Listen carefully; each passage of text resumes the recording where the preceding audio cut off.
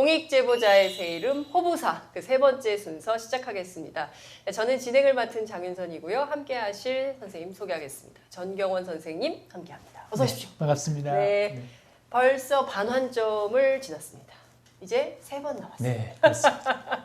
어떠셨어요? 지난 촬영 뭐 이렇게 쭉 해오시면서 선생님 네. 재밌으셨습니까? 정말 재밌었고요. 네. 우리 사회에서 굉장히 큰 이슈가 됐던 분들을 또 이렇게 직접 모셔서 네. 아주 심도 있는 대화를 나누니까 또 몰랐던 사실도 새로 알게 되고 네. 굉장히 많은 공부를 했습니다. 그렇군요. 홍보가 많이 부족합니다. 네, 맞습니다. 홍보가 많이 부족합니다. 네, 여러분 지금 보고 계시면요. 좋아요, 구독하기로 힘을 주시고요. 공유하기가 많이 돼야 됩니다. 그래서 이 공익제보자들이 지금도 망설이고 있고 이걸 내가 얘기를 해야 되나 말아야 되나 고민하시는 분들 계시거든요. 이런 분들께 힘을 주시면 이분들이 용기를 내고 용기를 내시면 우리 사회가 조금 더 맑고 깨끗해지고 투명해지는 계기가 될 수 있습니다. 더 정의로워지는 네, 거죠. 그럼 그러니까요. 지금 바로 하십시오. 뭐 하라고 그랬죠? 좋아요. 네. 구독하기, 공유하기, 널리 전파해 주세요. 예, 그렇습니다. 오늘 우리 무슨 얘기하죠? 오늘은 또 특별한 네. 우리 사회에서 아주 그 첨예한 네. 문제가 되는 공간인데요. 네. 남북 분단의 현실에서 또 군 문제를 빼놓지 않을 수가 없잖아요. 맞아요. 예. 군과 관련해서는 네. 공익제보가 정말 오래전부터 있었습니다. 그래서 오늘 그 옛날 얘기부터 최근까지 한번 네. 싹 다 저희가 점검을 해서 여러분들께 알려드리려고 합니다. 함께 하실 초대 손님 제가 소개해 올리겠습니다. 임태훈 군인권센터 소장님 나오셨습니다. 어서 오십시오. 안녕하세요. 안녕하십니까. 네, 아유 너무 아름다우십니까? 반갑습니다. 네, 반갑습니다. 오랜만에 뵀어요. 네. 한동안 거의 날마다 실검 1위에. 네. 어느 분 때문에 그러니까요. 그분이 네. 여기 자막에 나가고 있으니까 자막으로 처리해 그분이 주시고요. 최근에 네. 국방위로 오셨어요. 오, 아, 국회 국방위. 네. 예. 최경환 의원이 감옥 가 있다고 밀어내고 네. 국방위로 오셨어요. 그렇군요. 네. 그럼 그분하고 또 조만간 일전을. 뭐 우리 국방이 지금 위태로워지고 있습니다. 아, 네. 혼수 상태가 될 수도 거기까지만. 있어요. 네. 거기까지만 하시면 되겠습니다. 자, 그리고 김정민 변호사님 나오셨습니다. 안녕하세요. 네. 어서 오십시오. 아유, 네. 김 변호사님 굉장히 방송 출연 자주 하셨어요. 제가 같이 특정 라디오 방송에서도 듣고 네. 또 제가 진행하는 프로그램에서도 일주일에 한 번씩 그러셨어요. 만났었는데 요새는 뭐 어떻게? 뭐 메뚜기 한철이죠. 뭐. 그러니까 국방 쪽에 일이 많아지면 우리 김 변호사님이 더 바빠. 그렇죠. 메뚜기가 한철이 아니라 메뚜기가 쭉 갈 수 있게. 그러면 안 되겠네요. 그럼 큰일 나겠습니다. 국방이 개혁돼야 네. 되기 때문에 김 변호사님 일이 점점 없어지는 방향으로 네. 해야 되지 않을까 싶습니다. 그렇습니다. 네, 이지문 한국청년운동본부 이사장님 나오셨습니다. 어서 반갑습니다. 오십시오. 네. 아유 정말 네. 오랜만에 저는 뵙습니다. 잘 지내셨습니까? 예. 언제죠 그게? 벌써 뭐 26년이 흘렀습니다. 세상에 26년 전 이야기를 오늘 이 보따리를 풀어놓게 되니까 그러게요. 얼마나 얘기가 많을까요? 네. 그러나 우리는 압축적으로 진행을 하겠습니다. 자, 우선 한 분 한 분씩 제가 꼭 부탁드리는 게 있습니다. 저희가 그 공익제보자들을 위한 프로그램이기 때문에 함께 하시는 시청자 여러분들을 향해서 연대 인사, 뜨거운 연대 인사를 한 말씀씩 부탁드리겠습니다. 임태훈 소장님부터 하실까요? 아니면 이지문 이사장님부터 예, 하실까요? 뭐 거꾸로 하시죠. 거꾸로. 네. 예. 예. 공익제보 참 하기가 힘듭니다. 네. 우리 사회에서 뭐 특히 정의리를 중요시하다 보니까 힘든데 내 조직의 어떤 의리보다는 전체 우리 시민들 사회를 바라보는 그런 좀 마음이 필요한 것이 아닌가 생각이 됩니다. 예. 네, 너무 근엄하게 열어주셨어요. 네, 김정민 변호사님. 네.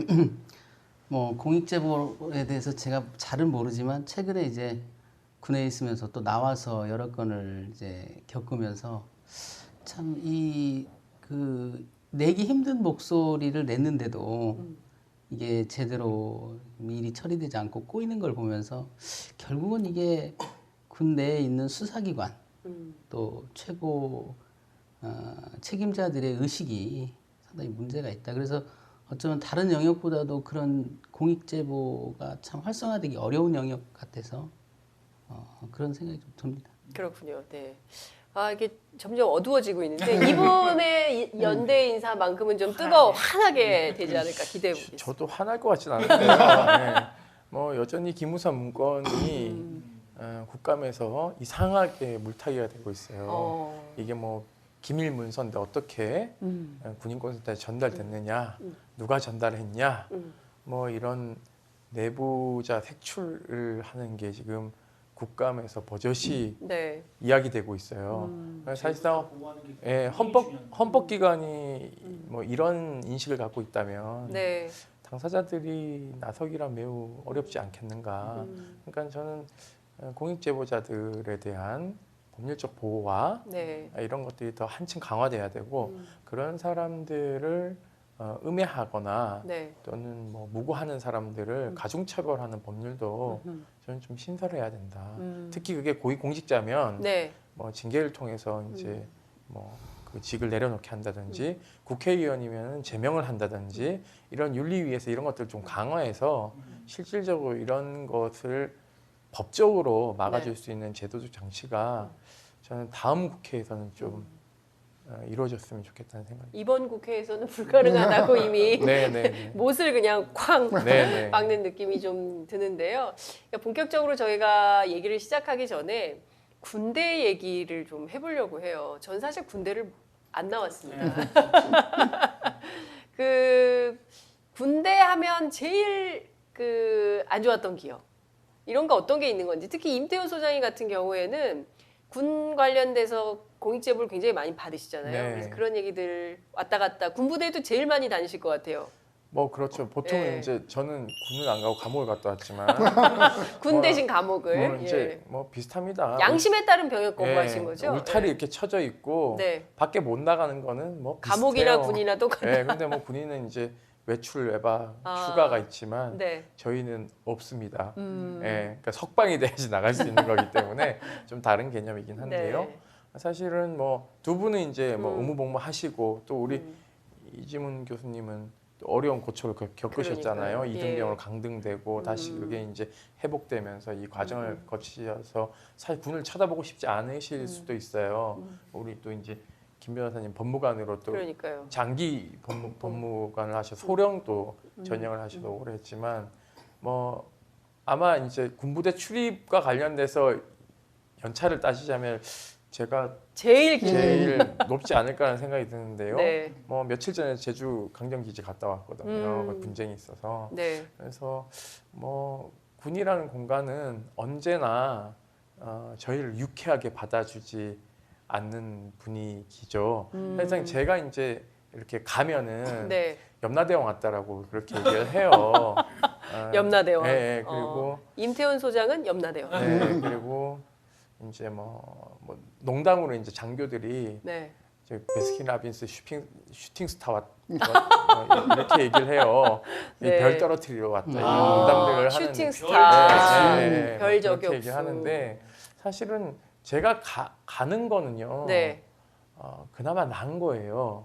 왜냐하면 이제 문제 해결을 하러 가는 것이죠. 차라리 방문하지 않고 무언가를 저희가 언론에 이게 예. 폭로하는 게 기자회견이 더 무서운 예, 거죠. 더 무서운 거죠. 그러니까는 이걸 이제 아는 장군들은 네.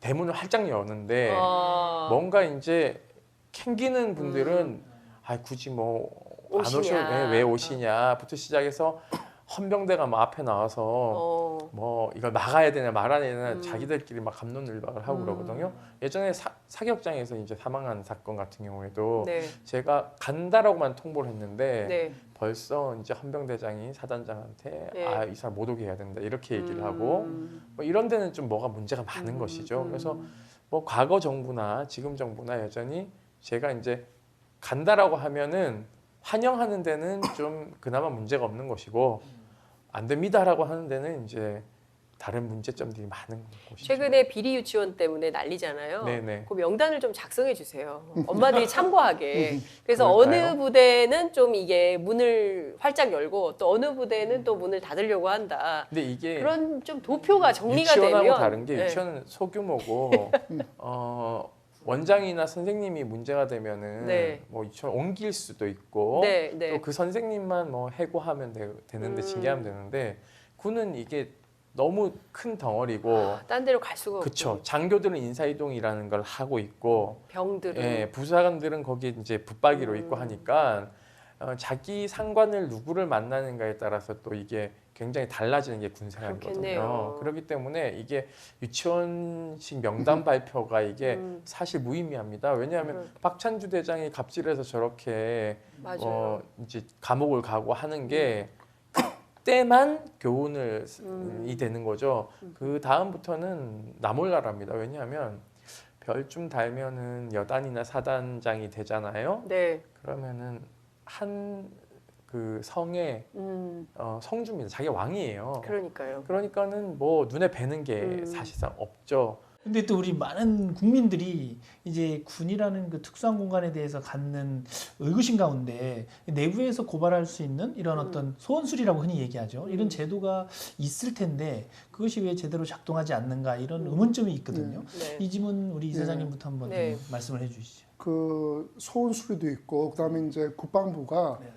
그 일종의 이제 그 익명 신고를 만들었어요. 왜냐하면 이 국방부 감사 부서에다가 신고한다는 게 자기 인적 사항이 공개되니까 불편하다. 그래서 이거를 익명 신고를 받아서 그 내용만 전달을 하는 그 도입을 했는데 실제 통계를 봤더니 별 의미가 없어요. 그러니까 물론 몇 건 있었지만 그게 아주 뭐 특별히 중요한 뭐 제보라든지 이런 것 때문에 좀 사소한 뭐 민원이라든지 그런 내용들이 많았는데 실제 그게 힘든 게 아까 말씀하셨던 것처럼 뭐 다른 회사 같은 경우는 내가 옮겨갈 수도 있지만 네. 뭐 직업군인의 경우는 군을 옮겨간다는 거는 뭐 불가능하니까. 불가능한 거고 그래서 저는 사병들의 경우는 좀 의미 있는 공익 제보를 했을 때 네. 바로 저는 뭐 그 공익 제보의 중요성을 감안했을 때 뭐 심사를 해서 바로 뭐 전역을 시킨다든지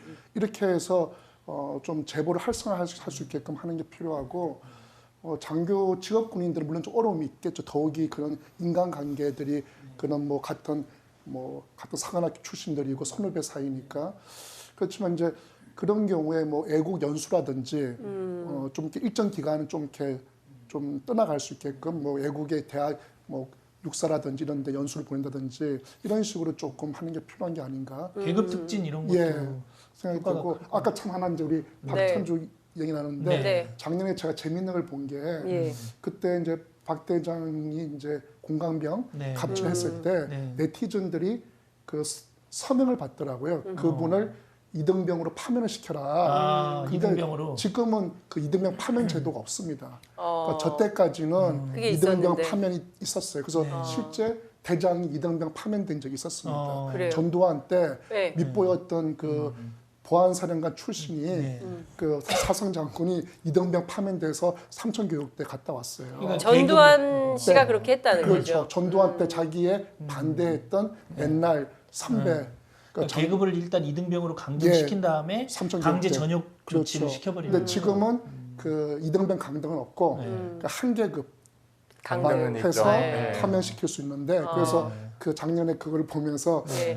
그런 제도가 없어졌는데 이등병 파면시켜라. 네. 그래서 제가 조금 그 그러셨군요. 전두환이 쿠데타 일으키고 나서 네. 그 당시 정승화 정승화, 예. 그 저기 참모총장. 참모총장을 이등병을 강등시켜서 전역시켰죠. 굉장히 그리고 모욕적인. 치욕적이죠. 예. 사실은 반란군의 수계가 그러네요. 정권을 찬탈했는데 오히려 그것을 적반하장이에요. 네, 그렇죠. 네. 그러니까 뭐 이런 것들이 군에서 의미가 크죠. 뭐냐면 어차피 그렇게 해봤자 나만 신세 조진다라는 인식을 가지고 있기 때문에 공익제보를 많이 꺼리려고 하지만 네. 그럼에도 불구하고 어디라도 송곳처럼 이렇게 삐져나오게 마련이기 때문에 그나마 뭐 많은 사건 윤일병 사건이라든지 박찬주 갑질 사건이라든지 우리 이제 무력 진압 쿠데타 일으키려고 했던 이런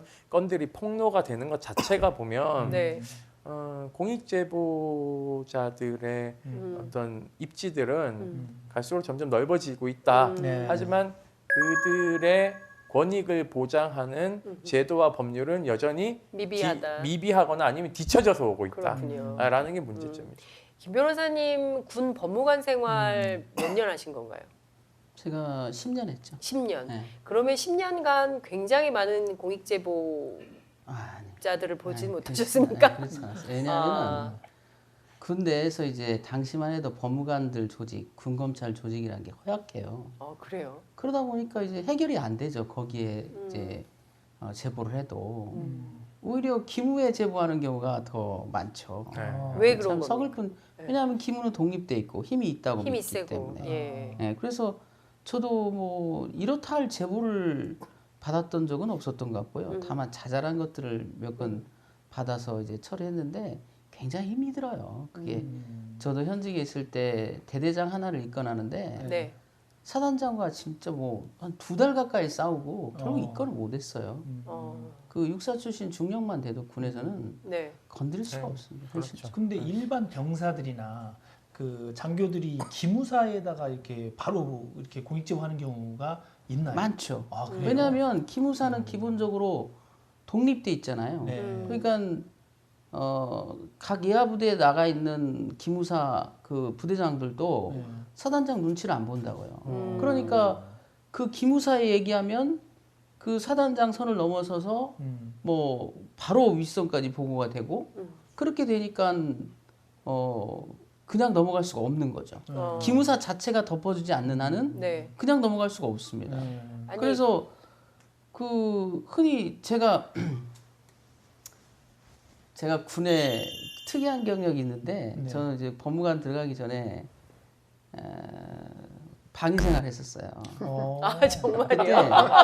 그때 제가 참 기가 방위 막힌 출신 일도 법무관? 네, 기가 막힌 일도 있었습니다. 네. 헌병대 파견을 나가가지고 이제 동료들이 제보를 한 게 예비군 중대장이 자기 과수원을 네. 그 병사들 시켜서 가을이면 다 웬일이야. 농사를 짓는 거예요. 예전엔 그런 일이 참 네. 많았죠, 근데 사실. 네. 그래요? 네, 그럼 선생님도 혹시 그런? 네, 저도 군 생활을 네. 사실은 이제 장교로 군 생활을 해서 이제 소대장, 뭐 본부주대장 이렇게 할 때 보면 연대장이나 대대장 같은 분들은 사실은 그 지역에 뭐라 할까요? 그냥 군주 개념이죠, 사실은. 지방에선 특히. 그렇군요. 네. 예. 그래서 그걸 다 진술서를 받아가지고 우리 동네 이제 후배들이니까 저한테 그래 형 해봐야 안 돼. 괜히 헛고생하지 마. 그래서 그래도 계속 이렇게 살 수는 없지 않냐. 한번 해보자. 네. 어떻게 될 줄 아세요? 어떻게 됐습니까? 그 진술서가 네. 그 예비군 중대장 손에 가 있더라고요. 아, 그래서 그걸 흔들면서 너희들이 나를 배신해 이런 야, 이게 그러니까 소원수리가 진짜 잘 안 소원수리가 이루어지는 안 안 되는 이루어지는 거예요. 이유가 그러니까 이제 있군요. 그게 군의 구조를 잘 모르는 게 병사들은 기본적으로 너무 힘이 약하지 않습니까? 너무 힘이 미미해요. 병사들이 왜 선임병한테 맞고 그 온갖 수모를 다 겪는 줄 아세요? 나를 지키기 위해서 그런 거예요. 이걸 터뜨리면 결국 나도 다치고 나도 죽게 되니까 참자. 그래서 이 시기를 견뎌서 내가 살아서 나가자. 그 생각밖에 없는 거예요. 그러다가 맞아서 죽는다니까요. 아우, 유니버처럼. 너무 참담한 네. 얘기하셨어요. 그리고 또 장교들 같은 경우도 저는 이제 공익제보나 이런 측면도 있지만 또 근본적인 문제를 우리가 짚어보면 군은 단일 조직이고요. 하나의 그 어떻게 보면 가문? 우리가 백성이라고 할 땐 여러 가지 성을 가진 사람들을 백성이라고 부르거든요. 하나의 가문은 정상적일 수가 없습니다. 우리 군은 하나의 가문으로 돼 있어요. 그 하나의 사관학교라는 사관학교. 네. 처음 고등학교를 막 졸업한 친구들이 육사를 들어가고 각군사관학교를 들어갈 때 무엇을 꿈꿉니까? 사성장군 되겠다는 거 아니에요? 또 시절만 좋으면 혹시 알아? 나라도 꿀꺽? 처음부터 웃지만 진짜예요. 네, 처음부터 그래요? 어떤 네. 목표를 가지고 폭주 기관차처럼 달리는 거예요. 거기서 살짝만 벗어나도 안 되는 그 사람들의 삶은 네. 그 하나의 출세라는 경로를 향해서 방황도 없어요. 방황이라는 걸 하면 안 되지. 그냥 가는 거야. 때가 되면 뭔가를 해야 되고 진급해야 되고 폭주기관차처럼 달려나가는 가문의 한 멤버일 뿐이고 네. 거기서 내가 엉뚱한 짓을 한다? 그럼 어떻게 되겠어요? 위아래로부터 다 배척당하고 끝장나는 거죠. 그래서요 지금 이 시기가 매우 중요해요. 네. 장군 진급 시기거든요. 그거. 그래요. 예, 이제 중령의 대령은 인사가 끝났고 네. 대령에서 이제 원스타 올라가는 진급부터 시작한다고요. 음. 역으로 시작해요. 그렇기 때문에 네. 지금 이 시기에는 진짜 어디 미역국도 안 먹어야 되고 예, 미끄러지면 안 돼. 예, 용한 점집 가가지고 내가 이번 진급하느냐 무당 찾아다니고 막 이런 거예요. 예. 근데 그게 말이 있잖아요. 군대는 민주주의를 위해서 존재하지만 민주적일 수는 없다. 그런 말이 통용되거든요. 네. 근데 그 말이 안 되는 말인 말이 것 안 되는 같습니다. 거죠. 예. 사실은 이 공익제보나 이런 어떤 한 사회가 정화되는 거는 뭐냐면 아까 말한 단임 조직에서는 그렇게 될 수가 없어요. 견제와 균형 이걸 통해서 되는 거거든요. 권력 분립이 되고 왜 제보를 했을 때 그게 먹힐 수 있느냐? 세력이 팽팽한 세력 균형이 있을 때는 네. 저쪽에 제보하면 이쪽이 다치게 돼 있어요. 그런 역학 구도 때문에 항상 내부 제보가 먹히게 되고 그게 감시 기능을 하는 건데 군은 철저히 그게 안 됩니다. 아니 너무나도 완벽한 단일 조직이기 때문에. 네. 김 변호사님 말씀 듣다 보니 굉장히 왜 안 되겠구나. 굉장히 안타깝죠, 이렇게 좀? 절망적인 그래서 생각을 이제 하게 돼요. 좀 이게 이제 어떻게 보면 대증요법이라면 이 공익제보나 이런 것들은 병리적 현상을 진단하는 거라면 근본적 뿌리를 한번 봐야 된다. 아. 그래서 저는 이 정부 들어서 사실은 육사를 배제하고 학군이나 삼사 출신을 중용하는 것이 네. 단기적으로 보면 물론 우수 자원인 육사 출신들한테 피해가 갈 수도 있어요. 그러나 장기적으로 보면 이 조직이 건전화되려면 대등한 세력이 서로 경쟁을 해야 됩니다. 같은 조직 내에서 선후배 간의 경쟁을 해서는 안 되는 거예요. 그건 썩게 돼 있어요. 그렇죠. 지금 그렇게 철저히 지금 우리 이 조직이 부패돼 있다고요. 그 부패라는 게 꼭 뇌물을 먹어야만 부패가 아닙니다. 그렇죠. 예. 지금 저는 아까 그 말씀하셨지만 저는 군대 하면 저도 10년간을 생활했고 그 또 병사 생활도 했고 군법무관 생활할 때는 좀 자유로운 상태였지만 군인들 하면 저도 아직도 숨이 막혀요. 말이 안 통하고 무섭고 그런 게 느껴져요. 네. 일반인들과는 너무 다른 얘기를 하고 다른 삶을 살거든요. 그래서 최근에 어떤 기자분이 사관학교 제도에 대해서 한번 저한테 의견을 구한 적이 있었어요. 네. 그 뒤돌아보니까 이거예요. 사관학교 하면 떠오르는 물론 아주 좋은 교육도 있겠죠. 그 안에는. 그러나 삼금. 음주하면 안 된다. 담배 피우면 안 된다. 연애하면 안 된다. 그죠? 참 이해하기 네. 어렵습니다. 아니 20살짜리 애들이 그럼 뭐 하라는 거예요? 뭐 해요? 그러니까. 궁금합니다. 그래서 스님이 그러니까 이게 이 뿌리가 어디로부터 나왔냐? 저는 그 한참 이순신 장군 드라마 할 때요. 다른 사람은 그런 걸 못 느꼈는지 모르지만 저는 이순신 장군이 부하 그 장수들하고 회의하는 걸 보면서 이런 생각을 해봤어요. 정말 저랬을까? 조선시대는? 반말합니까? 아니죠. 네. 매우 자연스럽게 자유롭게 얘기를 해요. 네. 그러면 되돌아보면 우리 조선시대 때 무관들은 어땠느냐? 거의 고시제도였거든요. 거기도. 네. 고시 기수가 있어요. 나이가 많은 사람이 후배로 들어오기도 해요. 그리고 가문이 더 좋을 수도 있어. 네. 팽팽한 세력 균형, 긴장. 관계, 그리고 함부로 그 장수를 무시하거나 할 수 없는 네. 그런 문화가 있었을 수도 있을 거라고요. 차라리 그런데- 조선시대가 더 낫다. 근데 지금의 문화를 보면 예. 아니라고요. 이 사관학교 제도를 통해서 선배가 후배를 잡들이 해가지고 군기를 주입시키고 네. 그 문화가 옳은 것인 줄 믿고 그걸 어떤 정신세계 하나의 그 지침으로 삼는단 말이에요. 아무런 합리적 이유도 없어요. 이건 뭐 근데 정말 예, 중요하신 이건 무슨 말씀인 조폭도 것 아니고 말이죠. 왜 2학년, 1학년을 잡들이를 해요? 병사들끼리도 그 선임병이 후임병 못 건드리게 돼 있잖아요, 요즘은. 법과 원칙에 따라 해야 되는데 내무생활이라는 이유로 시시콜콜한 무슨 뭐 옛날에 우리 법무관 중에는 해군에서 이런 일도 있었어요. 네. 제가 이제 임관할 때 어떤 일이 있었냐면 함정에서 있었던 일이래요. 법무관이 라지에타에다 양말을 걸어놨어. 겨울에 말리려고요. 네. 그러니까 당직을 쓰던 이제 그 사람이 이제 부시에 들어온 거야. 예. 야, 너 왜 저 라디에이터에다 양말을 넣은 거야? 그러니까 아니 뭐 저기다 말리면 가장 빠르지 말리지 않느냐. 티격태격했어요. 그래서 한 대 팼나 봐. 선배가 법무관을. 후배를. 법무관을. 이제 몰랐던 건지 어떤 건지 모르겠어요. 이 법무관도 이제 꼭지가 들어왔죠. 수갑 채용 와서 소환을 한 거야. 너 우리 사무실로 와. 세상에. 검찰관을 팬 거예요? 응. 그래가지고 그게 이제 난리가 난 거야. 이게 난리가 난 거야. 그러니까 군대는 왜라는 질문이 없다니까. 왜? 질문하면 안 되는 거예요. 왜라는 질문 없이 살아가요. 참 이상한 조직이죠. 왜 직각으로 밥을 먹죠?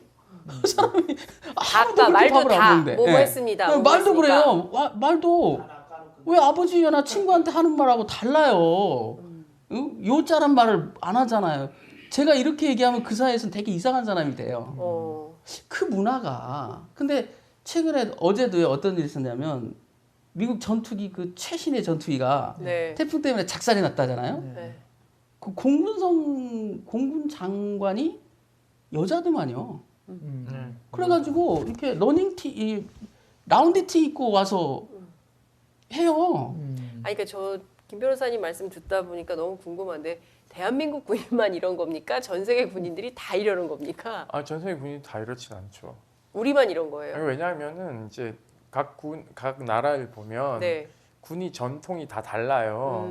그래서 예를 들면 유럽 군대 같은 경우, 프랑스 군대 같은 경우에는 대대로 집안이 군인 집안들이 있는 거예요. 그러면 이 사람은 무슨 백작의 아들들 이렇게 해서 그래서 각 군의 그 군 안에서도 육해공이 굉장히 색깔이 다르고 특히 영국 같은 경우에는 그 저기 육군은 여왕의 호칭을 못 써요. 여왕의 군대가 아니에요. 왜냐하면은 반란을 한번 일으켰거든요.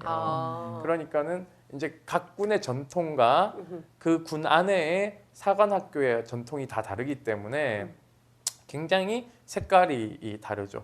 뭐 독일 같은 경우에는 이제 나치가 네. 학살을 하고 이제 그 엄청난 사람들 죽였잖아요.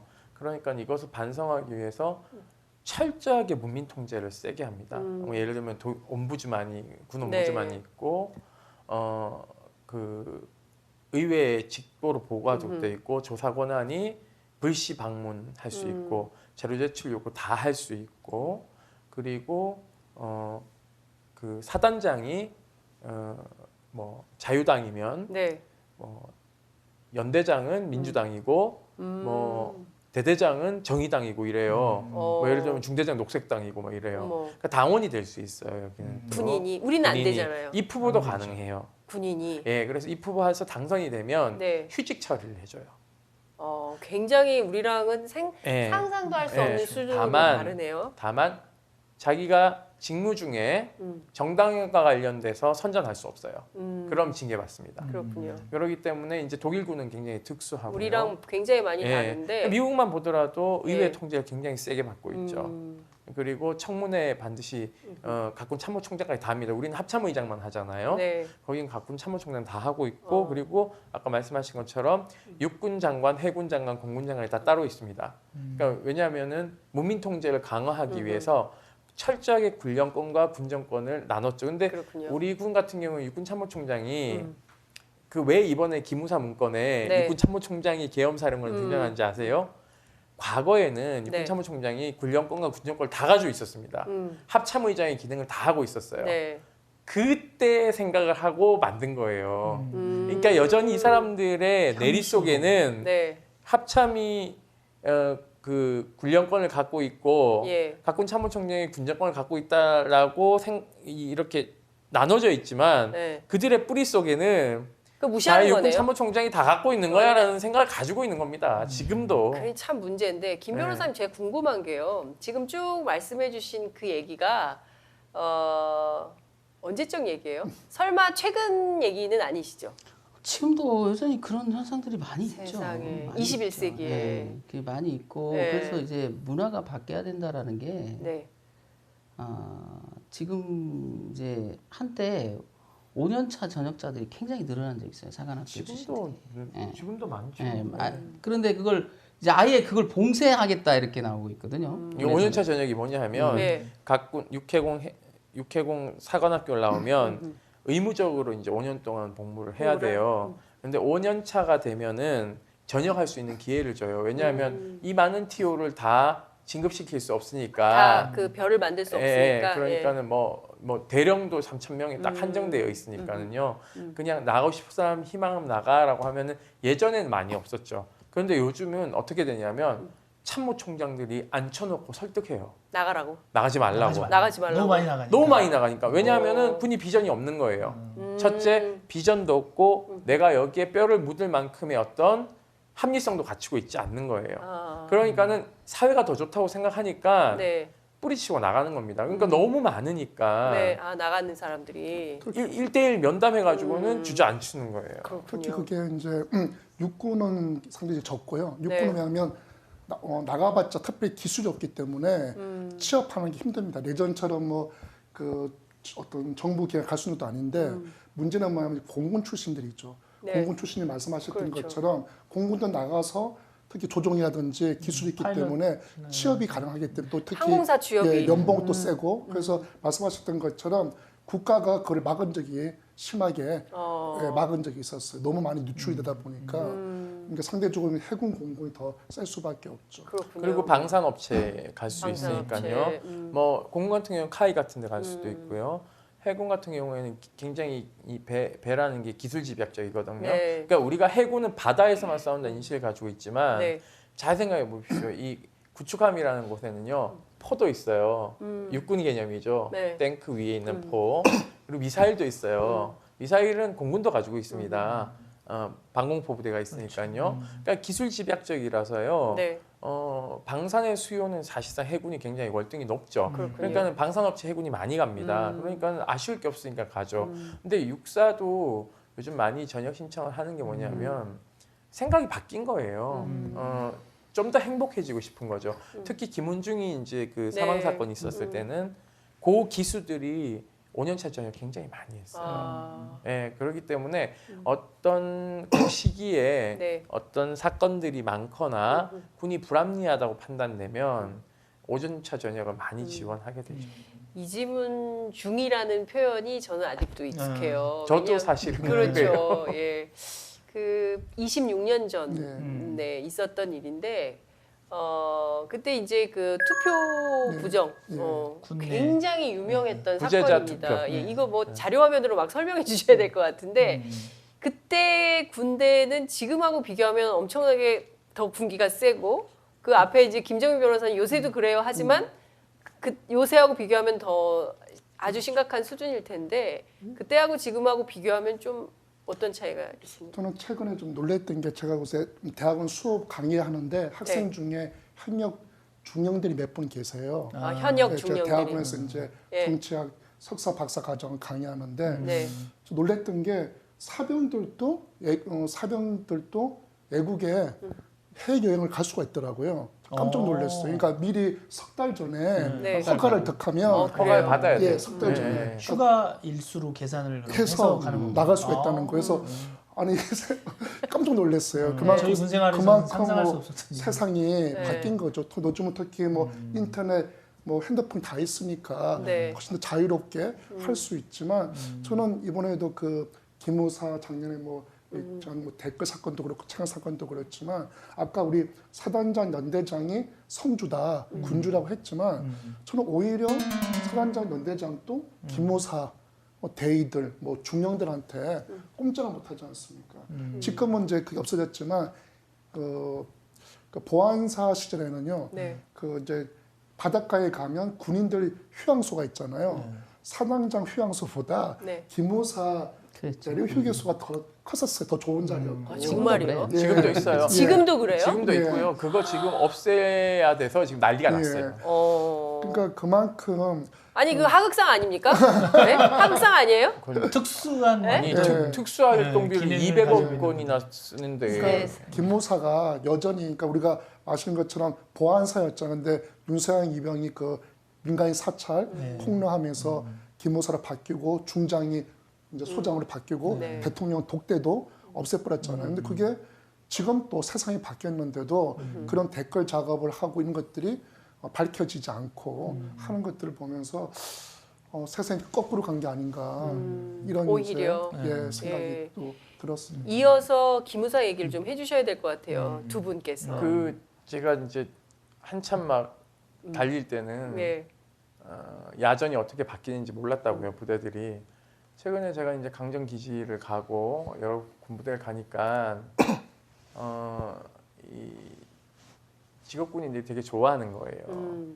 왜냐하면 예전에 사복 입고 나타나서 일거수일투족을 다 감시하고 물어보고 했는데 기무사 요원들이. 기무사 요원들이 예. 일단 군복을 입어야 됩니다. 그건 제도 개혁이 된 거래요. 네, 그렇죠. 두 번째는요. 요즘은 뭐 하는지 안 보인대요. 기무사, 기무부대. 예, 그리고 있던 사람들이 돌아갔는데도 많고 자기가 있는데도 오기도 하고 그리고 당장 뭐 제주도만 하더라도 뭐 대령이 있었는데 중령으로 바뀌고 그리고 아까 말씀하신 그런 이제 휴양소 같은 것들 네. 가지고 있던 것들을 다 처분해야 되는 그런 상황들이 오니까 굉장히 위축되어 있죠. 그러니까 뭐라고 표현하냐면요, 찌그러져서 어디도 있는지도 모르겠다. 라고 얘기를 하고 있어요. 그러니까 저는 이제 시민사회단체 입장에서는 안보지원사령부라는 명칭 자체도 모호하지만 여전히 기무사령을 가지고 있는 그 골격을 그대로 이 간판만 바꾸는 거기 때문에 네. 이게 문제가 있다라는 입장이 아직도 있지만 그럼에도 불구하고 저희가 이 안 보이는 조직을 눈앞에 국민들 앞에 펼쳐 보여줬잖아요. 이들이 무슨 일을 하는. 그러니 예. 공익제보가 얼마나 중요한 그러니까요. 겁니까? 이게 이제 들통이 나니까 네. 사실은 이제 그 호랑이가 이빨이 이제 빠진 상황이 되는 거죠. 그러니까 힘의 균형추가 기무사가 굉장히 이렇게 찌그러졌다.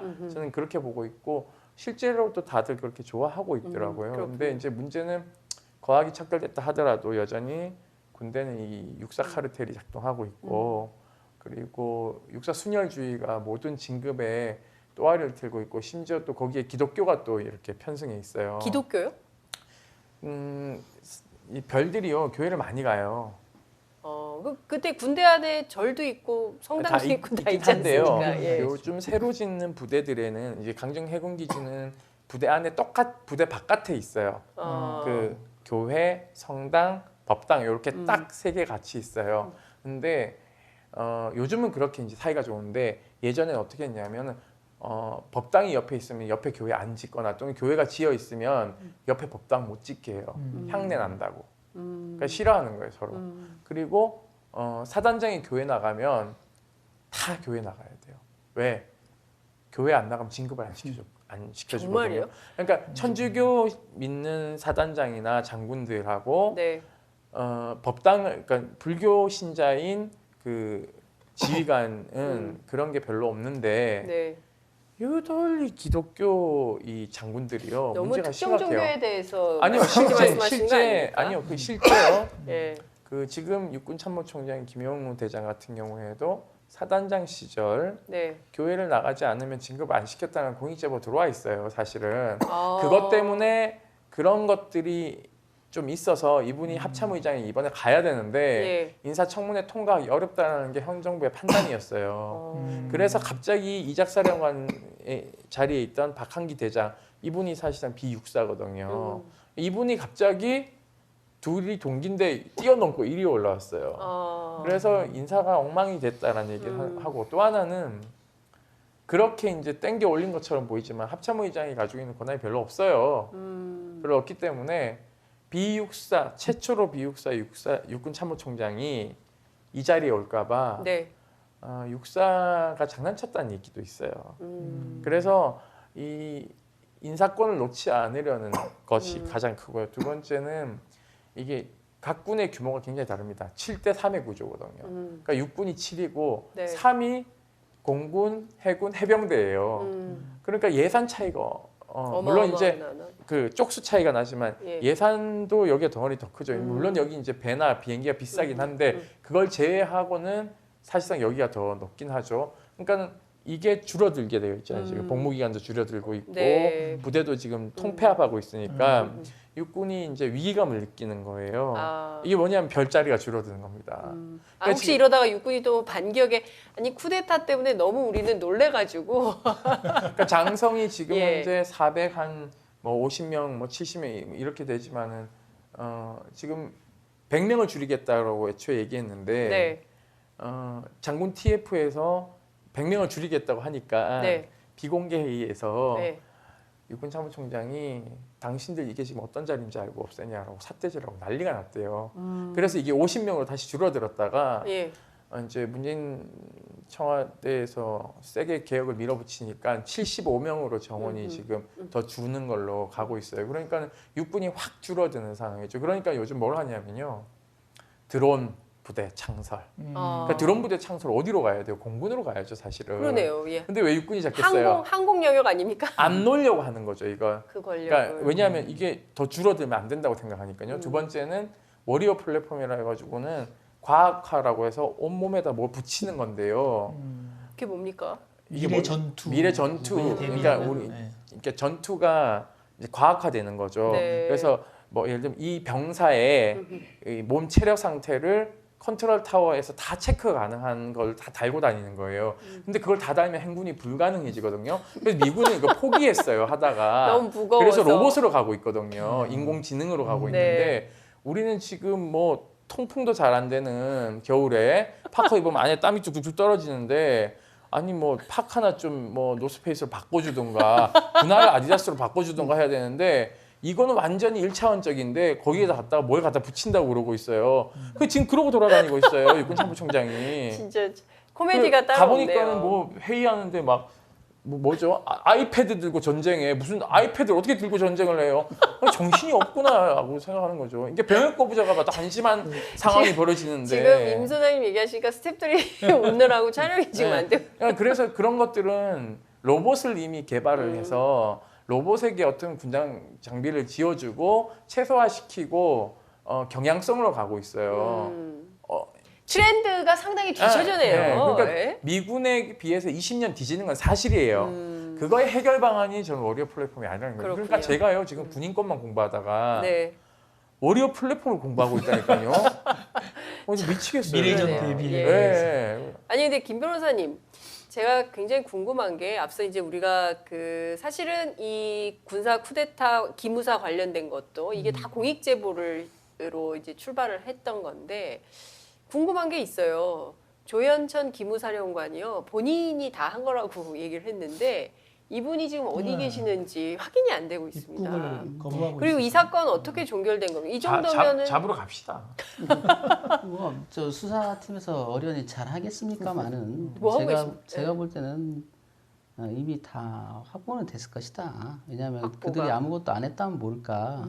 움직인 게 있다면 요즘 뭐 정보가 하도 좋기 때문에 또 뭐 차량 운행 기록도 다 이미 확보돼 있고 지금 최근에 뭐 수방사 벙커에도 기무사령관 전용 전산망을 깔으려고 했다라는 그런 내용들. 근데 우리가 또 한편 이런 생각을 해볼 필요가 있는데 수방사에 왜 깔려고 했는지 얘기해 주셔야죠. 저는 공익 제보라는 측면에서 보면 이런 어마어마한 일들이 벌어졌는데 아직도 대부분의 군인들이 침묵하고 있잖아요. 네. 이게 지금 이 문제점이라는 거예요. 물론 보는 시각에 따라서는 그걸 옹호하는 사람도 있겠죠. 그런데 국민 일반의 생각과 너무 다르지 않습니까? 세월호 그 유가족 사찰만 해도 그래요. 그걸 시킨다고 합니까? 그걸 하고 앉았다니까요. 고급 장교들이라는 사람들이.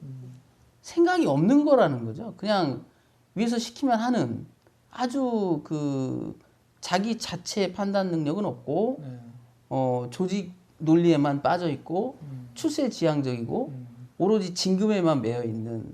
그러니까 지금 이게 과거에 이제 우리가 건국 초기에는 오히려 군대 행정이 일반 행정보다 앞섰다는 거예요. 그런데 그런 측면에 보더라도 군대 조직은 굉장히 낙후돼 있습니다. 지금 우리 일반 기업에서 팀제로 바꾼 게 지금 몇십 년 됐어요. 굉장히 오래됐어요. 네. 예. 의사결정 구조를 간단하게 하겠다고 한 거거든요. 중복 기능은 다 빼버리고. 근데 군에는 첩첩산중이에요. 똑같은 일을 한 사람이 실무자, 보좌관이라는 표현을 해요. 네. 실무자, 보좌관, 참모가 똑같은 일을 해요. 얘 하는 거 보고 있어요, 계속. 층층 구조로 이런 아주 아이고. 비효율적이고 예. 그리고 그 아까 그 기무사 문제를 얘기했는데 기무사 힘이 빠진 거는 바람직한 일이죠. 그런데 여전히 군대 내에 있는 그런 악성 문화가 어마어마해요. 저는 그 문화의 전통은 어디로 왔느냐. 결국은 과거 군사정부 때 대통령이 대통령 노릇을 밑에 애들도 좀 하게 해준 거예요. 왕 노릇, 왕 흉내를 많이 냈습니다. 그러니까 어떻게 보면 네. 잘못된 역사를 청산하지 못한 것이 그렇죠. 계속해서 지금 군문화를 이렇게 우리가 만든다는 거죠. 이게 당연하다고 생각하는 게 생각을 잠깐만 바꿔놓으면 이상하게 그지없는 행동들이 너무 많아요. 예를 들어서 관사라는 표현을 씁니다. 관사. 그렇죠. 관사. 아니 지금 아파트가 얼마나 좋은 게 많아요? 바깥에? 임차에 살면 되잖아요. 그렇죠. 어디 첩첩산 중에 산속에 들어가가지고 거기를 공간이랍시고 지어놓고 괜히 그렇게 지어놓으니까 애들 붙여서 해야 되잖아요. 그렇죠. 아니, 근데 되게 중요한 정말 말씀하신 답답한 게 얘기들. 요즘 같이 그러네요, 그런 진짜. 주거 문화가 많이 발달해 있는데 굳이 관사 문화를 그렇죠. 남겨놓는 것도 좀 그리고 지휘관 방에 가보셨어요? 그러네요. 네, 관사 대대장 아니 저는 못 방 가봤습니다. 집무실에 가면 어떻게 돼 있냐면은 네. 별만 돼도 네. 똑같은 구조를 가지고 있어요. 음. 방음벽을 이 문이 방음문이에요. 왜 방음을 해놓는 거예요? 그러니까 웃긴다는 거죠. 얘기를 안 듣겠다는 얘기 아닙니까? 밖에서 하는 소리를 안 듣겠다는 얘기예요. 네. 거기 아, 한번 근데 들어가려면 갑자기 대한항공이 확 생각이 나네. 거기 한번 들어가려면 마음 먹고 네. 긴장하고 들어가는 거예요. 신고 연습해 막. 처음 가면 뭐 지휘과 상관없어. 네. 저도 법무참모 할 때 네. 가면 연습하셨어요? 연습시켜요. 그래서 사단장 만나기 전에 뭐 엉뚱한 벽에 대고 막 진사하고 가서 만난단 말이에요. 아 사람 만나는데. 개그 콘서트 네. 같아요. 아니 그냥 만나면 될 거 아닙니까? 지나가 아니 들어와. 예. 잘 어디서 공부했어? 네. 우리 뭐 내가 내 생각은 이런데 잘해보자. 만나기도 전에 인사를 시키니 의사소통이 됩니까? 맞아요. 모든 중요한 의전이 부분인 것 같아요. 모든 의전이 그렇게 왕에게 하는 의전을 돈 따서 축소해서 해요. 권위주의적인 문화가. 이 군주 문화가 큰 군주, 작은 군주가 있는 거지. 다 군주야. 중대장부터 다 왕이야, 이 새끼들이. 이러면 안 된다. 아니, 지금 우리 관료들, 그 공직자를 보세요. 군수도 있고, 그렇잖아요. 그렇죠. 공기업 사장도 있고, 과장도 있고, 부장도 있고, 다 그렇잖아요. 다 똑같죠. 술도 같이 한 잔 먹고. 그렇죠. 근데 이건 어떻게 된 게 생사 여탈 거는 지고 있어. 네. 왜? 찍히면 그냥 가는 평전 2번만 긁으면 옷 벗어야 돼. 네. 이런 말도 안 되는 제도가 어딨냐고요, 세상에. 아, 윗사람이, 과장이 바로 그게 저 밑에도 아니야. 바로 자기 밑에를 평정을 해가지고 2번 긁으면 목이 날아가요. 그러니까요. 그거를 충성심을 이끌어내는 제도적 메커니즘으로 만들어 놨는데 그게 사람들을 경직하게 만들고 그래서 어떤 그 군사 전문가가 그랬다고 우리 전쟁하면 진다. 왜? 전투력이 없어서가 아니라 창의력이 없다는 거예요. 주체의식이 없고 시키면 시킨 대로만 하고 보신주의에 젖어 있고 우리 그 법무관 중에 군군 법무관이 그랬어요. 미국 공군 회의에 들어갔다가 깜짝 놀랬대요. 사령관이 얘기를 못 한대. 아, 막 나중에 화가 나니까 사령관이 화가 나가지고 야 나도 말 좀 하자. 아니 들어보시라니까요. 막 자기들 얘기만 하는 거예요. 우리는 회의하면 어떤 줄 아세요? 조용합니다. 그러니까 민주적인 리더십의 훈시를 하는 거지 회의가 아니에요. 그렇죠. 잔소리하는 항상, 거예요. 예. 뭐 훈시야. 항상 잔소리하는 제 거지. 윗사람이 쫙 일장 연설을 해요. 그럼 다 끝. 그리고 그 거기에 대해서 토를 달 수 있는 문화 자체가 안 된다니까요. 경고장 받잖아요. 그러니까 경고장을 준다 그러는데 지금 요새 얘기하시는 거죠? 네, 옛날 요새. 얘기 아니죠, 김 변호사님? 모르겠어요. 물론 뭐 아니, 저도 아니. 저 오늘 엊그제 들어갔던 건 아니니까. 근데 야. 크게 변한 건 없는 것 아니 같아요. 그러니까 이게 징계를 받으면 이제 불문 경고 뭐 이런 것도 주는데 경고장을 줘요. 그럼 그 경고장 수여식을 해요. 경고장? 불러가지고 경고장 하잖아요. 경고장 수여식을 해요. 그리고 그거를요 네. 붙여놔요. 걸어놓게 돼 있죠. 어디다가 붙여놓습니까? 다 보는 자기 사무실에 자기 걸어. 사무실에 걸어놔야 돼. 이야. 그러니까 이게 군대가요. 되게 아니 이게 그러니까 말이 인권이라는 측면에서는 됩니까? 정말 진짜 심각한 너무 심각하네요. 그러니까 지금 저는 이게 어느 나라 얘기인가 무슨 뭐 TV 드라마 혹은 또 영화에서나 볼 수 있는 얘기지 이게 현실감이 잘 없습니다. 그러니까 지금 그러니까 뭐 이게 민주- 참모들을 쭉 두고 있단 말이에요. 네. 작전 참모, 인사 참모, 무슨 참모, 무슨 다 두고 있단 말이에요. 웬 참모가 이렇게 많아요? 아니 그 왜냐하면 전쟁이 터지면 네. 참모 회의를 통해서 작전을 세워서 어떻게 적을 부술 것인가를 가지고 얘기를 하는데 아니 뭐 전쟁이 안 나니까 훈련 기간에 말고 평상시에는 인사 참모가 일을 많이 하죠. 그럼 뭐 예를 들면 법무 참모도 있고 그러면은 이걸 어떻게 처리할 것인가에 대해서 이야기를 귀담아 듣고는 합리적인 방안을 가져가야 되는데 물론 그런 장군들도 있어요. 근데 대부분 그렇게 잘 안 가죠. 예, 어떻게 하냐면 그냥 이 사람이 얘기하면 그렇게 가야 되는 거예요. 여기 토달면은 네. 솔직히 말이 많어. 내가 뭐 얘기를 하면 지는 뭐 10마디에 막 이런 식으로 가기 때문에 그냥 입을 닫죠 보통. 그러면 그런 부대는 전쟁에서 보면 우리가 이제 훈련 기간에는 시뮬레이션 돌리거든요. 네. 그러면 이제 뭐 사장님 저쪽으로 가면 안 될 것 같습니다. 그러면 야 병력 다 투입해. 그럼 이제 게임 끝. 진 거예요. 다 죽은 거예요. 그러니까 전쟁 나면 큰일 나겠는데요. 지금 이제 전쟁 나면 큰일 나죠. 그 윤일병 사건 이후에 이제 제가 느끼는 거예요. 네. 뭐냐면 또 하나의 왜곡의 현상이 또 생깁니다. 왜냐면 전체 그 조직의 문화가 건전하게 발전돼 있다면 외부적 충격에 의해서 그게 개선이 될 수 있는데 그렇지가 못하거든요. 체질이 되게 약한 상태에서 또 외부적 충격이 오니까 그걸 방어하기 위한 방어 기제가 작동한단 말이죠. 겉으로 보기에는 병사들의 인권이 좀 진전된 듯하게 보이죠. 내면을 한번 들어가 보세요. 더 힘들어진 측면도 많아요. 더 힘들어진 측면이 많고 병사들의 삶이 과연 개선됐느냐? 그렇지도 않다는 거예요. 아, 그래요. 예. 그리고 더더군다나 우리 신세대 아이들은 네. 인권이나 이런 거에 대한 감수성이 예전 세대보다 훨씬 발달한 상황에서 군 인권이 개선되지 않으면 그에 대한 피로도는 더 크게 느끼거든요. 그래서 이게 어떠냐면은 이제 이 스트레스 요인이 전에는 이게 두들겨 패고 이런 것에서 스트레스가 생겼다면 여전히 지금도 그런 것도 있지만 또 그런 갈등들, 네. 어떤 병사가 그런 어떤 문제 병사로 와가지고 그 사람을 케어하면서 엄청 또 이 왜곡 현상이 나오고 막 이런 것들이 결국은 참 뭐 이렇게 욕을 하고 있는 이유도 사실은 미워서 욕하는 게 아니잖아요. 결국 나도 나왔고 또 우리 애도 곧 결국 큰 군대를 가야 되고 군대가 약하면 국가는 약해지게 돼 있거든요. 강군을 만들기 위해서 엄청나게 많은 국가가 돈을 쓰고 있고 사실 각군 사관학교도 다 강군을 육성하기 위해서 만든 거지 그 사람들을 좋게 하기 위해서 만든 건 아니란 말이죠. 그래서 이 변화된 환경, 변화된 문화, 시대의 변화치 이것들을 군대가 못 따라가고 있다라는 거예요 지금. 그러다 보니까 이번에 개헌 문제만 하더라도 제가 참 답답하게 느꼈던 게 뭐냐면 생각은 다를 수 있는데 네. 어쩌면 그 사람들은 다 똑같은가? 이의 제기를 못 네. 합니다. 그쪽을 나온 사람은 생각이 똑같아. 다 문제가 없대. 정말 그들은 그렇게 생각하고 있는가? 정말 그들이 다 그렇게 생각한다면 정말 국민과는 너무 생각이 지금 그렇죠. 달라져 있다는 거예요.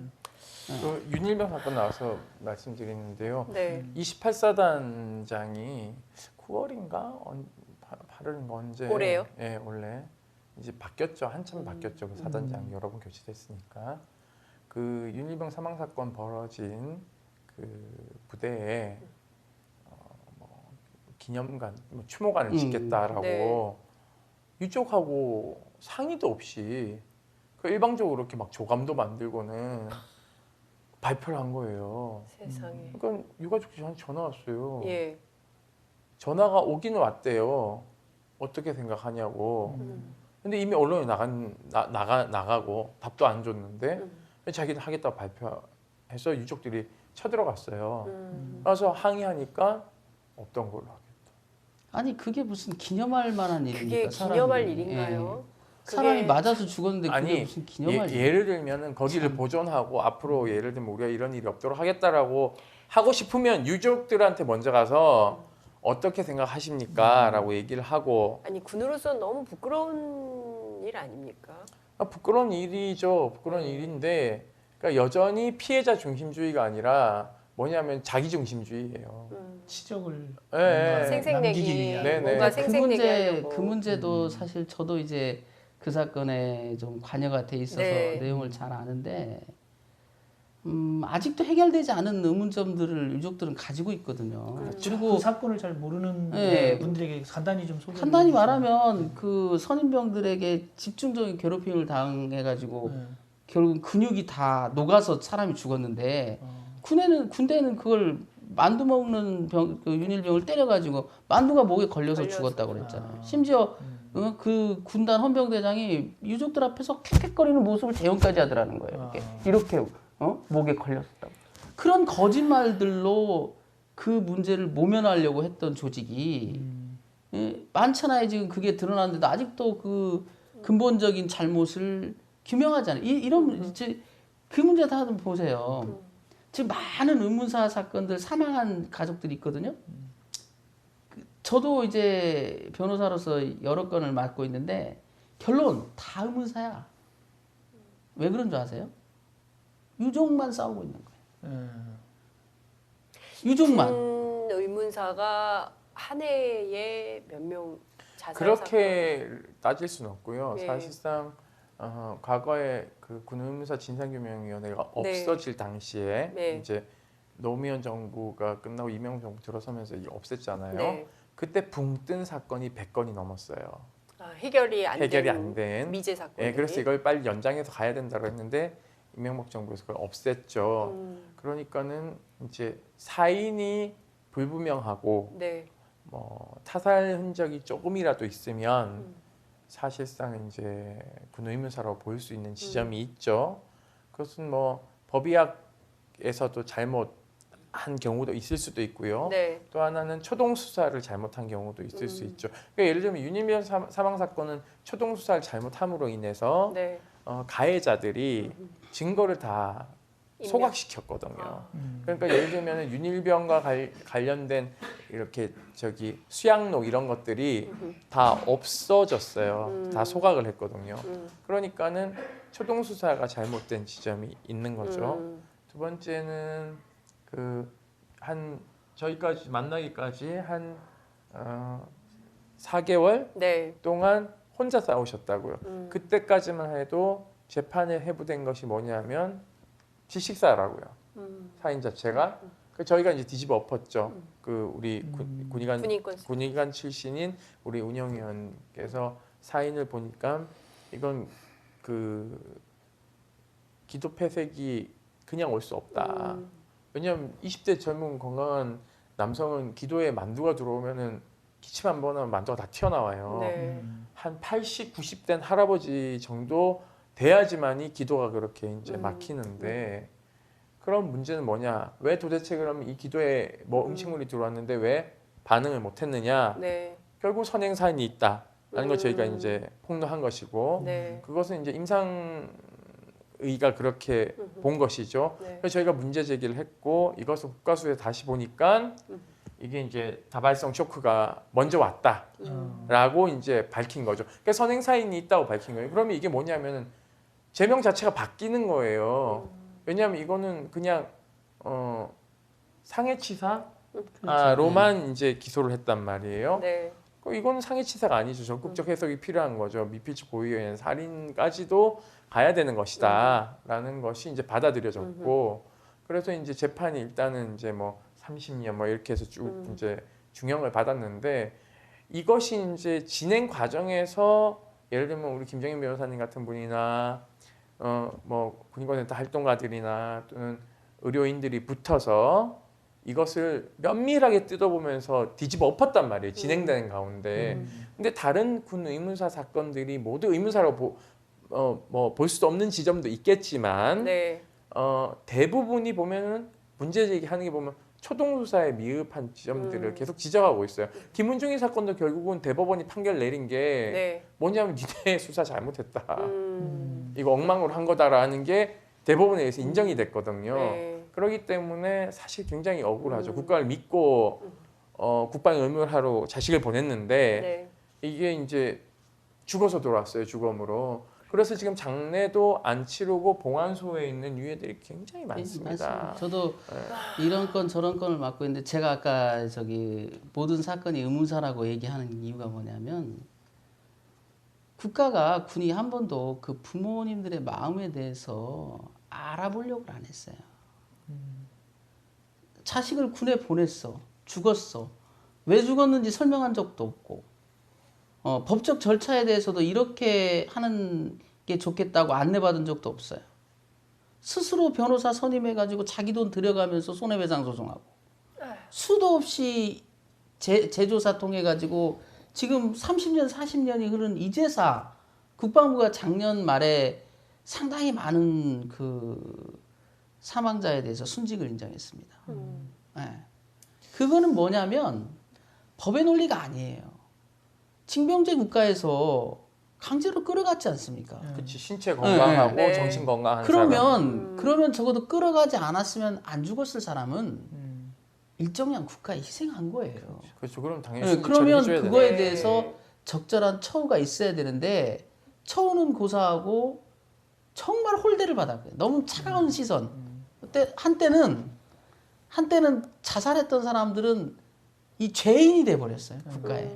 그러니까는 걔가 정신적으로 문제가 있다 네. 이렇게 보는 그러니까. 거예요. 어떤 부모는 심지어 네. 그 밤에 오라고 그래서 갔더니만 왜 병든 애를 보내가지고 죽게 만들어가지고 국가에 누를 끼치냐고 당장 가져가라고. 그 누가 뭔지 아세요?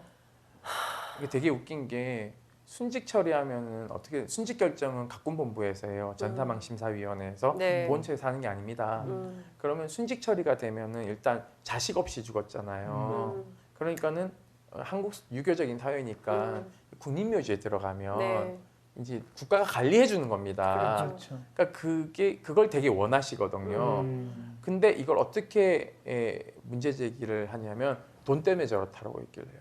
순직 처리가 되면 세월호 가족들한테 1억 얼마가 나와요. 네. 근데 사실은 생태 같은 자식을 1억하고 어떻게 바꿀 수가 바꿨어요. 있어요. 말도 안 그러니까 그런 발상 자체가 세월호 때도 굉장히 잘못된 그랬잖아요, 겁니다. 정말. 그러니까 예를 들면 순직 처리를 100명을 해주면 예. 100억이 들어가니까 세금 아낀다는 생각을 가지고 있어요. 근데 국방부가 예산 얼마 쓰는지 아세요? 40조가 넘어요. 세상에. 40조가 넘은 조직이 그것 전사망심사위원회에서 보상금 주는 게 싫어가지고 마치 생색내듯이 그렇게 하는 것도 저는 문제고 어제 또 국가보훈처 국감 때도 문제 제기됐지만 네. 예를 들면은 뭐 재윤경 의원이 문제 제기했어요. 네. 피우진 처장한테 피우진 처장 답변 진짜 못하더라고요.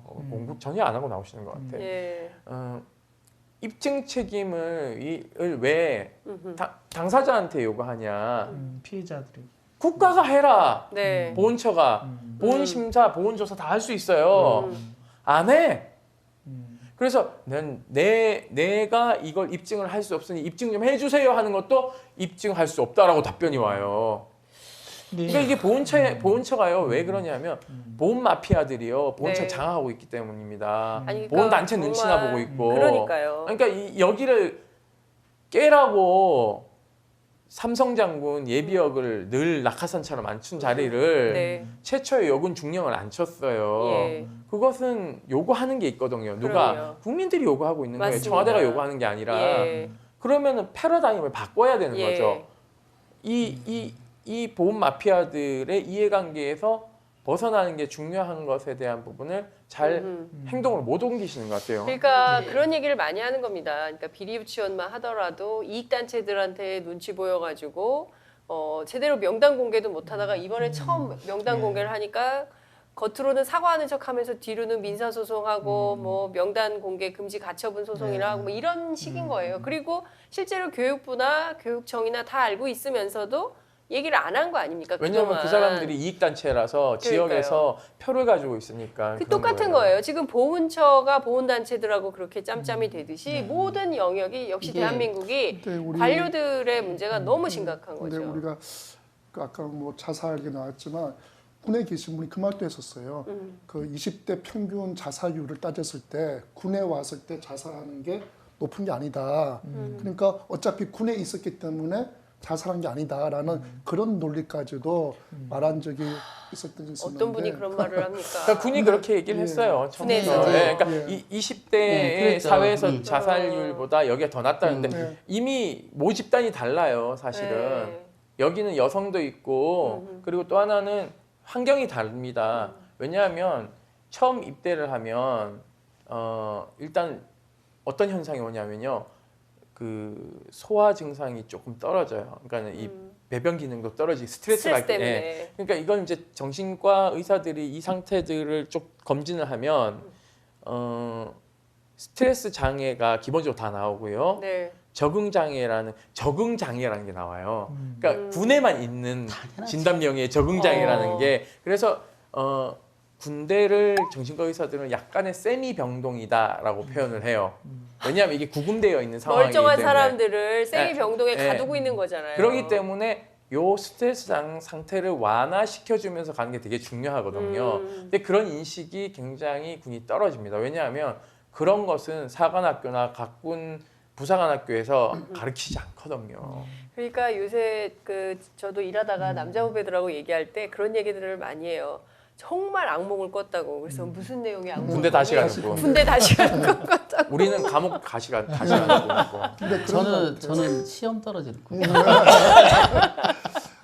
근데 우리 군이 그러니까 아까 우리 학교 문제만 좀 다른 게 우리 군은 어쨌든 뭐 모든 국민들 어쨌든 남자들이 어쨌든 의무적으로 갔다 오고 우리 뭐 아들이나 뭐 또 뭐 동생이나 애인이나 다 군대 가 있잖아요. 근데 왜 군대 문제가 또 예산도 가장 많이 쓰고 근데 이게 그냥 그때뿐이 끝나는 게 군인권센터가 있지만 군 관련된 어떤 단체들도 너무 적고 너무 또 폐쇄적인 것도 있지만 이것도 있는 것 같아요. 학교랑은 어쨌든 유치원 대학까지 계속 이어지기 때문에 학부모로서 계속 관심을 갖고 있을 수 있는데 군대는 뭐 2년 하고 나오면 끝나니까 내가 2년 동안 버티고 나오면 그 다음에는 뭐 군대에서 무슨 일이 일어나도 이제 내일이 아니야. 그러니까 우리처럼 물론 군도 잘못된 게 있지만 우리 사회도 이 군 문제에 대해서 지속적인 정말 관심과 군인권센터 같이 지속적으로 이런 문제에 대해서 우리가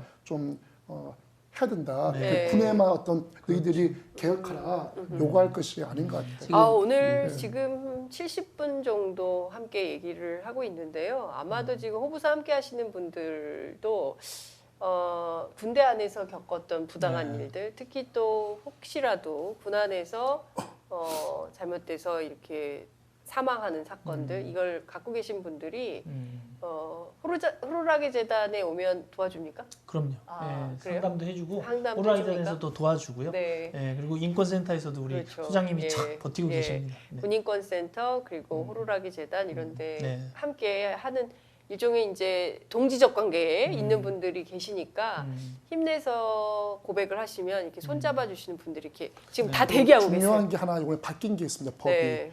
그 이번 10월 18일 날 법이 하나 바뀐 게 있습니다. 뭐냐면 이전까지는 반드시 본인이 자기 인적 사항을 밝히고 신고를 해야지 보호 보상을 받았는데 네. 10월 18일부터는 변호사를 통한 대리 신고를 인정하게 됐습니다. 아 군에서도요. 그러니까 공익신고 보호법에서 공익신고 보호법 자체가 네. 뭐군 관련된 것도 있을 수도 네. 있고 네. 있을 수 있으니까 그러니까 어쨌든 대리인을 통한 네, 변호사를 통한 공익신고. 법률 대리인을 변호사를 통한 통한 대리. 대리 신고. 물론 이제 변호사는 누군지는 알고 있는 것이죠. 네. 완전 익명은 아니고 이제 이전처럼 본인이 직접 가서 네. 신고하는 것에 대한 부담을 그게 이제 좀 덜어주는 거죠. 군은 이제 어떤 현상이 있었냐면 그동안 제보를 하면 역풍을 맞는 경우가 많았어요. 그러니까 역풍 제보자 맞으신 분 신뢰 여기 계시잖아요. 여기 제보자가 역풍쟁이. 오히려 털리는 거죠. 네. 다 털려요. 그래서 이제 익명 제보는 무조건 모함이라고 보고 수사가 개시되는 네. 뭐 그런 현상들이 많이 있었어요. 최근에도 제가 했던 사건 중에도 그런 사건이 있었고 그래요. 제보자가 오히려 털리는. 왜냐하면 황인걸 대통령이 맞아요. 피해자잖아요. 누구나 다 약점들은 조금씩은 작년 갖고 연말에 있거든요. 작년 2월 말에 어떤 기사가 떴냐면 육사생도 3명이 이제 임관 일주를 아껴놓고 무더기 타교당했다라는 기사가 떴어요. 이유가 뭐였냐면 그 친구들이 이제 애출 나가가지고 성매매를 한 거예요. 오피스텔에 가서. 근데 현장에서 적발된 게 아니라 누군가가 육사 홈페이지에다가 익명을 올린 거였어요. 원래는 육사에서는 익명 제보를 안 받는데 네. 워낙 구체적이다 보니까 확인해서 퇴교시켰어요. 근데 인터넷에 댓글을 보니까 한 7대3 정도 비율로 그 학생들이 잘못을 했지만 생도들이 그걸 굳이 신고해서 그 사람들의 인생을 그렇게 박살낼 필요가 있느냐라는 게 여전히 그러니까 우리가 일반 시민들 역시 그러니까 우리가 머리로는 이성적으로는 잘못된 게 있으면 신고해야지라고 말하면서도 그 건에 대해서도 그 굳이 뭐 신고해서 그렇게 해야 되냐. 나는 이제 좀 부정적, 그러니까 뭐 말이 뭐 공익제보지 다른 이유가 있겠지. 뭐 그런 뭐 앙심 품어산 거 아니야? 보복 아니야? 지가 진급 안 되니까 했겠지. 그러니까 그런 식으로 이제 제보자에 대해서 우리 사회가 좀 부정적으로 바라보는 거 이런 부분들도 아까 볼 수가 그 있어요. 상금 얘기했는데 제가 만나본 생도들은요 다 똑같은 얘기를 해요. 다 담배는 핀대요. 아무리 내부가 금지여도. 개판이네. 자기 생활관에서 피는데 군기가 어떻게 되는 겁니까? 꼴통이 있으면 신고해 버리는 거야. 아, 대개는 다 그게 일종의 왕따 같은 네. 건가요? 대개는 다 서로 양해하고 넘어가는 거예요. 그러니까 어. 아까 그 문제는 또 좀 생각을 좀 달리하면 저는 그게 위선을 가르치고 있는 거 아니냐는 거예요. 그러네요. 예. 다 하는데 그래서 들어가기 전에 해도 괜찮고 나와서 해도 괜찮아. 학교 들어가기 전에 담배 피워도 괜찮아요. 학교에서만 졸업하자마자 담배 피워도 괜찮아요. 그런데 유독 4년 동안은 안 된대. 그리고 다 해. 진실하지 예, 못한 누구는 다 하는데 다 넘어가고 있어. 근데요 이게 근데 이게 왜 그런 육사 걸 하는 출신들이요. 겁니까? 예. 이거 없애야 된다라고 토론회를 한번 이제 그 한국국방연구원에서 토론회를 해서 네, 제가 네, 이제 네. 토론자로 갔는데 육사 선배들 네. 장군들은요 이게 오랜 전통인데 왜 없애려고 하냐.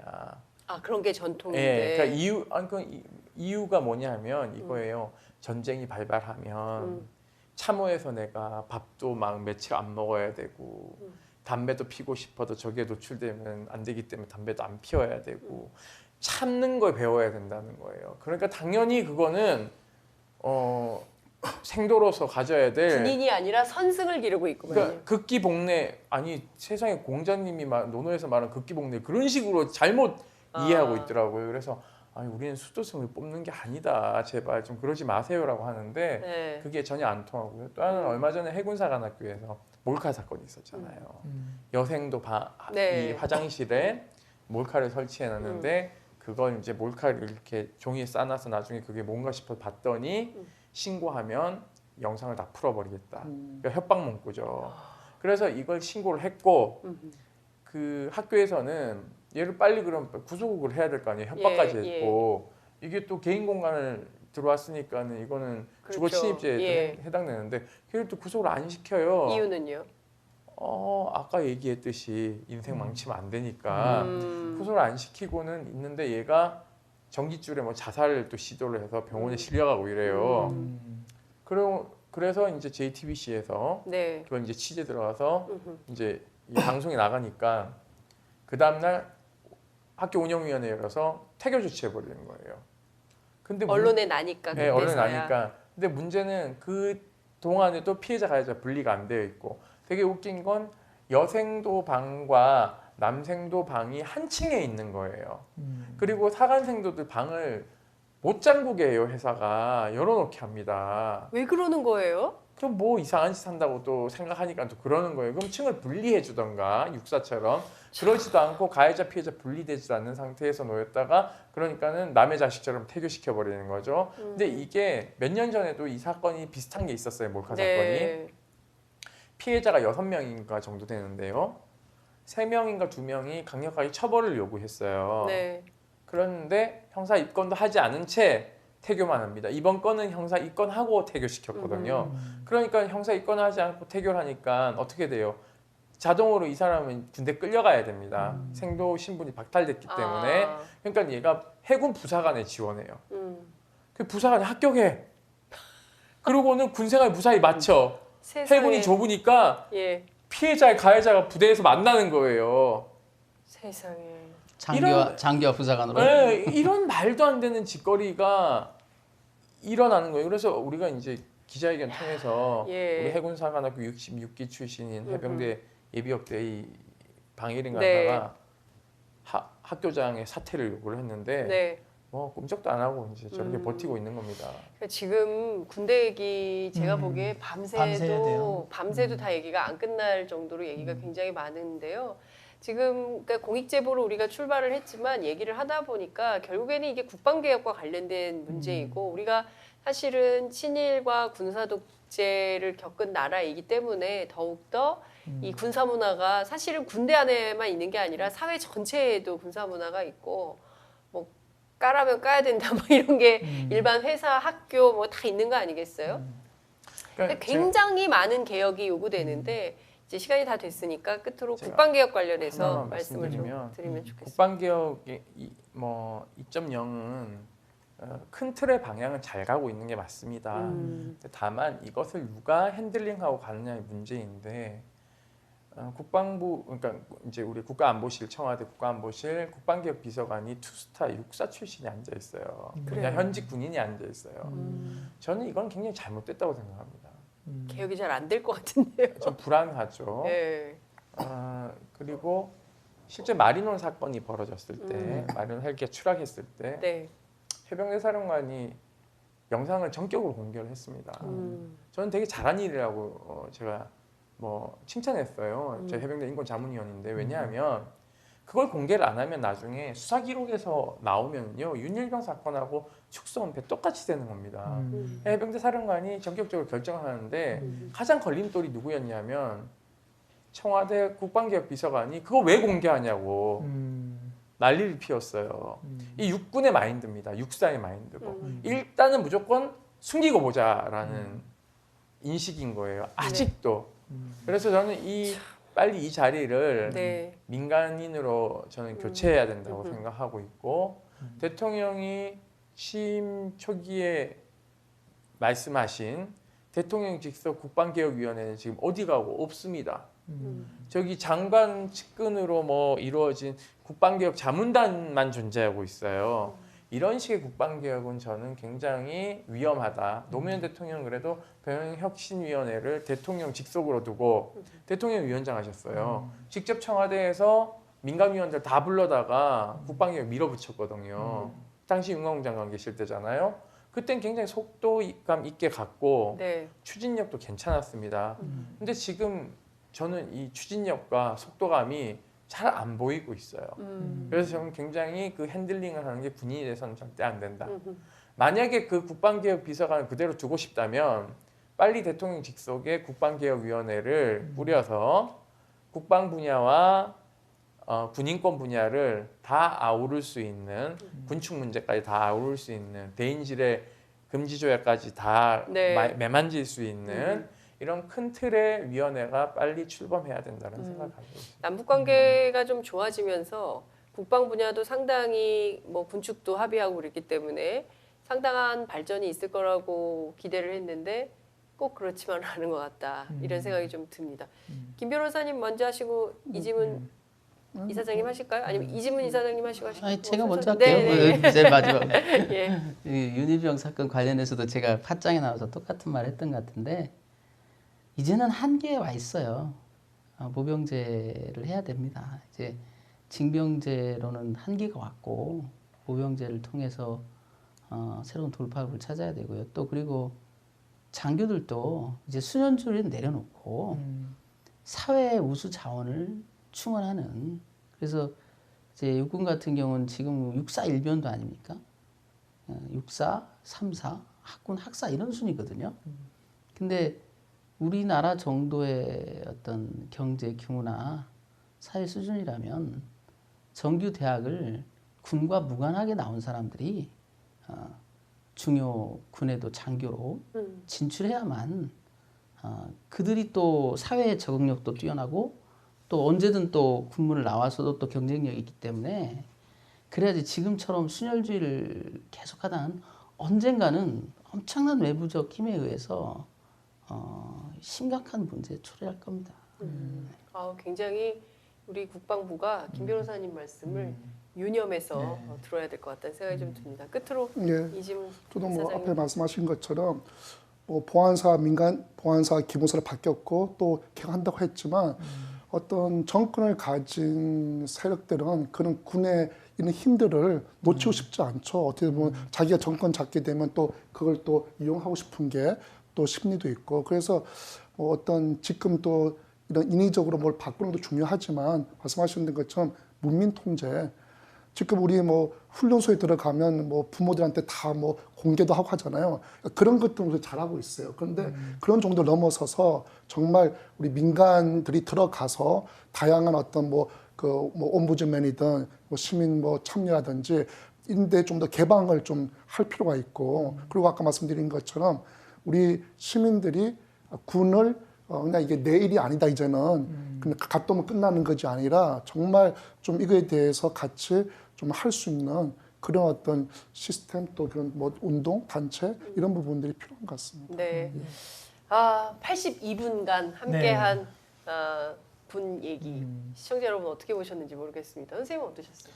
네, 아주 예전 저도 이제 군 생활 생각도 나고 또 이제 말씀 들으면서 여러 가지 생각들이 나는데 사실은 가장 가슴 아픈 건 그런 것 같아요. 군 복무를 한다는 것은 어떻게 보면 대한민국에 태어난 국민으로서 의무를 다하기 위해서 군대 간 건데 그것으로 인해서 삶의 질이 향상되거나 더 성숙해지고 사회에 다시 돌아와야 되는데 그렇지 못하는 이런 현실이 우리가 좀 안타까워해야 되고 또 관련된 분들은 이런 부분에 문제가 개선될 수 있도록 정말 관심 갖고 노력을 해주셔야겠다 이런 생각을 하게 됐습니다. 네.